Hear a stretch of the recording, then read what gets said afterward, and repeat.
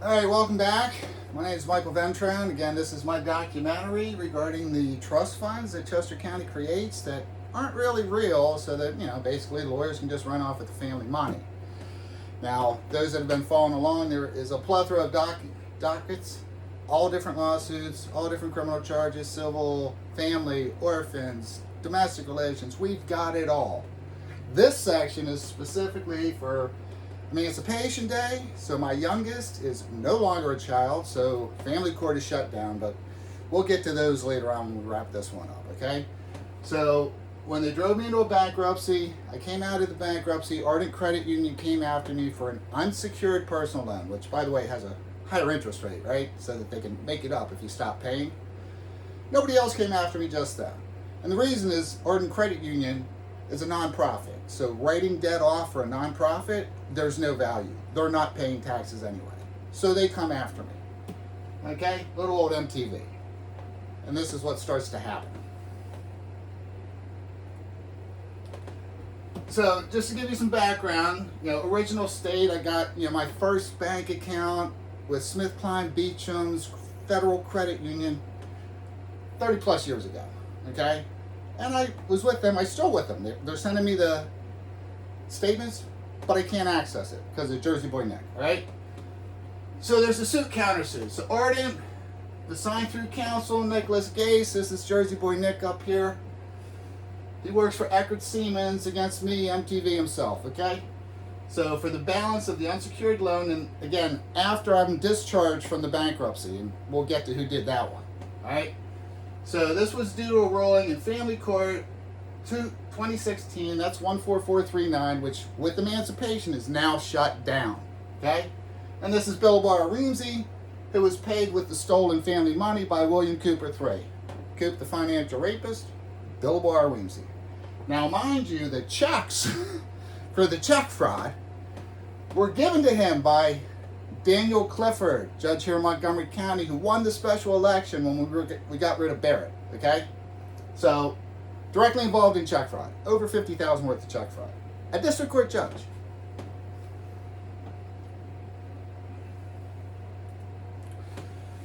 So again, as pro se, that's your own lawyer. Problem is, I can't ask for my legal fees. You have to sue at the end to get all of your losses back. You don't get it piecemeal like they do with their legal fees when they can, okay? So again, family domestic relations, 2016 14439, Billbar Weemsey. Domestic relations, 01574, Billbar Weemsey. Now, when I got full custody of my daughter, I flipped the switch on that one, and then the domestic relations for Ashley, who had to come in pro se, even though he wasn't released of representing her, per the law, has to come in there, and we'll show you she owes me money, and we'll see what happens. So, as far as the civil, now here's the skirt, Julie Goldstein from Fox Rothschild Warminster, because, Bluebell, Warminster, Exton. How many offices at Fox Rothschild can make a bunch of money with the Hunt family money? A lot. So these are all the different civil ones. The original 21-01556, that was up in Chester County with Judge Chanel. Another one whose career ended because of this little scam they're running. All right. And then the three here are all Montgomery County that she represented, and basically got them to throw them out because I'm not permitted to sue somebody or a law firm or anything else, credit union, regarding a trust fund as pro se because of some stupid little judge up in Chester County who replaced Tanel after he was shown the door, said I couldn't put in any more petitions. And now it's become I can't sue rather than no petitions. Interesting, right? So, and then of course in Orphans Court, we also had one here in Montgomery County where the very wonderful judge who does enforce PA 41 tax forms on an annual basis for trust funds clearly stated she didn't have jurisdiction because in theory it's supposed to be up in Chester County. So to continue, Orphans Court, here's Doan. He was the Hunt family lawyer who was supposed to create the trust fund. He never did. He just sent the money to Coop. He never created the trust fund. Registered it, registered the codicil to will, but never created the trust fund with Mary Neighbor Hunt, who was supposed to be helping her little sister. Okay? So again, the civil hits at 2024, 19682. we come through with criminal counts in Chester County, not Montgomery County where I live, in Chester County for an email, right? So this goes up there. We got Lazy Little Bitch here, and we got Mr. Roboto. You can see them on the email, on the website. I'm not even going to tell you their real names. They're little obey unlawful orders, right? Because that's exactly what they did to try to turn me into a criminal again in Chester County. So to continue the pro se efforts, we have two going to the Superior Court of Pennsylvania, because why stop at the local and the district level, right? So the first one was with Bill Boyer Weemsey, the second one was with the skirt, and then of course the bankruptcy where you get, you know, Jason from Fox Rothschild just got suckered into signing off on it. And then this idiot, Johnny Wannabe from Exton, some other law firm, that must have killed Coop to spend the money he stole on outside counsel. That had to kill him. So again, when the bankruptcy gets blown up, we go back to family court. Now, Judge DEI Hire had ordered me to send over $50,000 worth of checks, and now he's directly involved in the check fraud. It's a crime.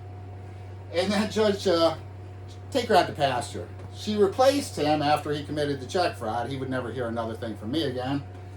And then she puts an order out that I have liability to almost $50,000 worth of Fox Rothschild legal fees for litigating a trust fund allegedly in Chester County here in Montgomery County Family Court. So that's damn near $200,000. You want to start talking about other fees and stuff. And no one's coming for it after 2016 divorce shut down. So Dragon Slayer was the one that got involved. This idiot goes into Cunahan's office and comes back with a, hey, sign this. I'm like, sign what?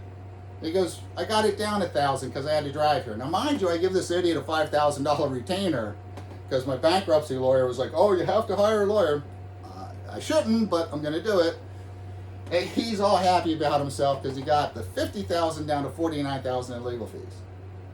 I asked him two simple questions. Is the judge signing it? He's like, of course. I said, and Weemsey signing it? Well, of course.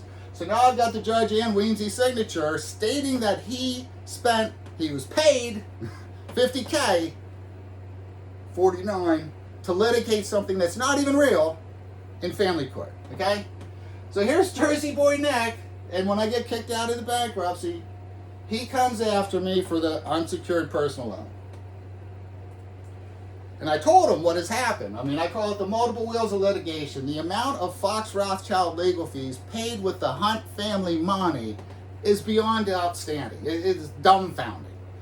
Add in, you take your ex-wife who goes into courtrooms and lies to judges to help the lawyers get away with stealing the money from us. It's been an interesting decade.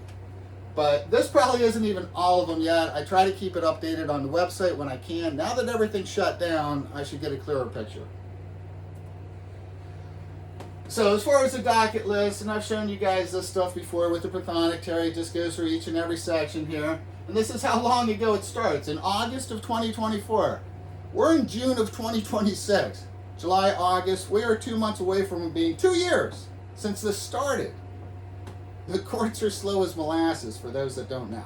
Anywho, so August 12th, the complaint is filed. It's over $12K, so it doesn't go to MJ at the shopping mall. That's the lowest level you can get. You probably see them on the side of the roads all the time.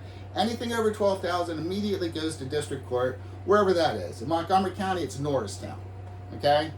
So I get served by the sheriff, right? That's a whole nother one. We'll show you in the other civil ones what happened there. But it's important. And then on September 16th, because I have everything already neatly organized, it's all on the website under forms, I answer and I counterclaim that Ardent Credit Union didn't report the check fraud. If they would have reported the check fraud in 2021, 5 years ago, at any point they could have reported the check fraud, but they never did. Okay?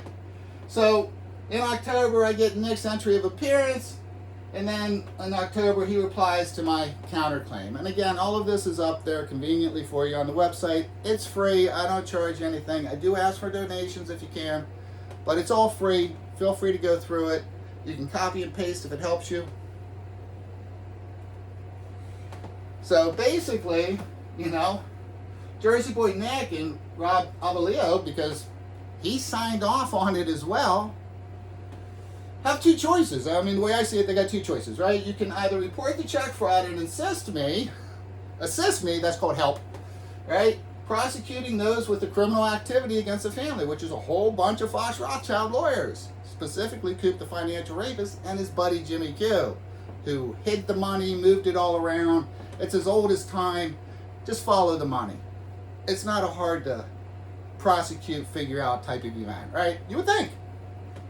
Or he can side with Coop the financial rapist and help him cover up the trust fund fraud and get away with over $50,000 worth of check fraud committed against Ardent Credit Union, who is literally paying Eckerd Siemens legal fees for him to cover up the check fraud against Ardent Credit Union. There's no possible way he would pick that one, right?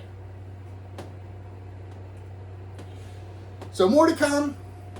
I sent Jersey Boy Nick and Lazy Little Bitch at the ADA's office in Chester County 100 emails, each with 100 exhibits. I'm just going to start spinning through them. If you want to go through all the documents, it's within the prothonotary. They might charge you to look at it. Otherwise, I've dumped it all up in the form section underneath that. The email is foxrothschilds.com at outlook.com. The website is foxrothschilds.net. Please note that I took the S out and put it at the end. I do come up alphabetically before them, and then it's a .net instead of a .com. All right? Also out on YouTube, and it's out on Facebook, specifically under Ventron Enterprises, LLC, which is run by the development company that does a website for me. So again, follow, donate if you can. It would be greatly appreciated. Thanks for your time.